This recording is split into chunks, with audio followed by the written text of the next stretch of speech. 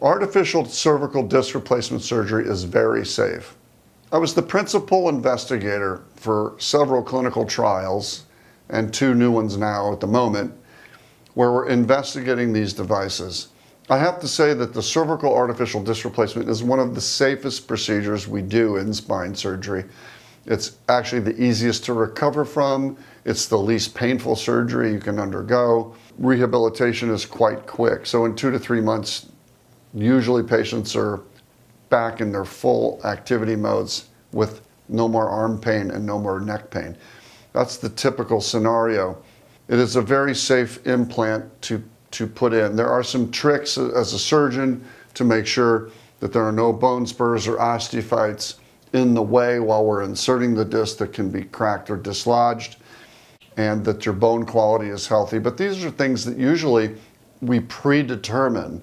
We assess that with your imaging studies before we implant the device. So the device itself and the implantation techniques, which take only about an hour, is an extremely safe surgery.